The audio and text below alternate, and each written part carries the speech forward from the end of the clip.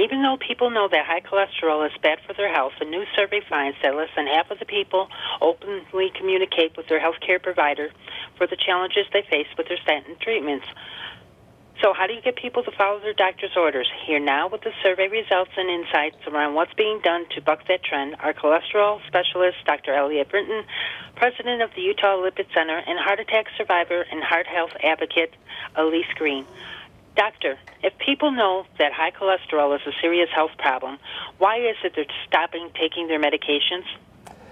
The biggest single problem is that there are no symptoms from high cholesterol.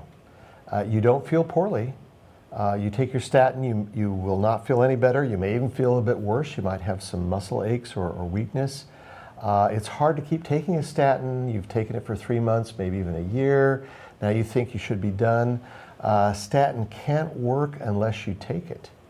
And so it's obvious enough, but so difficult with our daily lives to make sure that we keep doing what we're supposed to do, and maybe something comes up. We see something on the internet, we have an ache or a pain, somebody talks to us about some issue they have, or we just forget to keep taking it.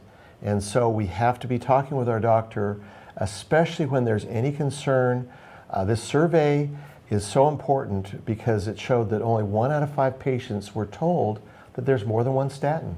And only 1 out of 6 were told that there might be an adverse interaction between their statin and something else they're taking.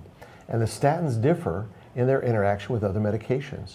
So the critical question here is, if there's a question or problem or issue with one statin, should we talk with the doctor about maybe switching to another statin? Should we keep going with the same one? If we stopped, what about restarting? These are issues that have to be a part of the doctor-patient dialogue. Doctor, what did the survey tell us about the patients' understanding of the medications that they were being given to lower their cholesterol? It was dismal. The patients did not know, the doctors were not communicating.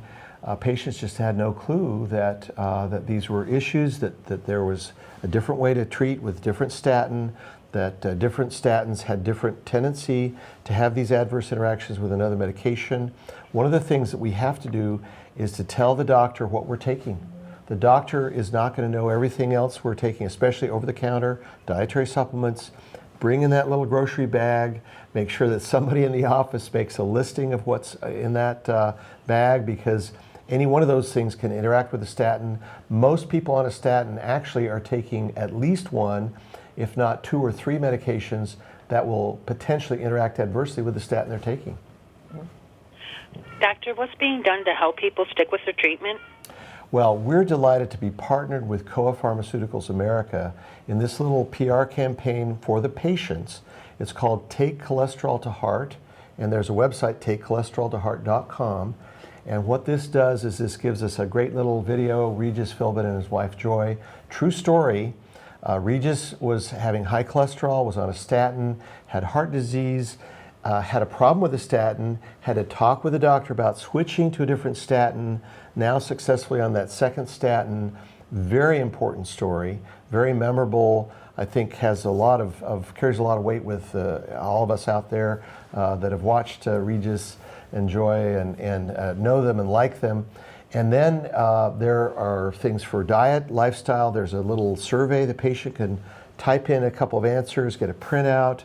That piece of paper then serves as a vehicle to talk with the doctor at the next visit about any questions or issues that may be important to discuss.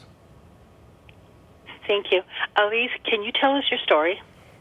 So when I was 35 years old and 7 months pregnant with twins, I had a massive heart attack. It was caused by the pregnancy, and fortunately I was in the hospital at the time, so I had great care right away, and in a few short hours things really changed. My girls were delivered by C-section, and I had open heart surgery. I had a triple bypass, and I came out of that, woke up knowing that I'd been given this wacky story for a reason.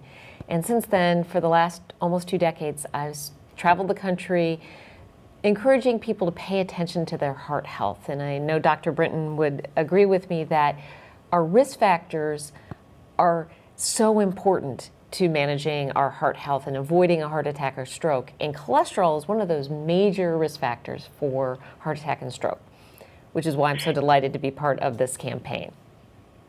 Eliz, what advice do you have for others who are thinking of quitting their statins? So the doctor's stethoscope isn't a mind-reading device. It can't tell your doctor what you're feeling, how you're interacting with that medication. So you need to speak up, have a conversation with your doctor before you stop that statin. And I think we've all experienced feeling guilty about maybe not following our doctor's instructions. So if you've already stopped taking it, you need to be honest about it. Have that conversation to find out what the options are and what's going on with you so that you can find something that fits in your lifestyle. I'd like to thank you both for taking the time today to talk with us. Have a great day. Thanks, Thank you too. so much. Bye.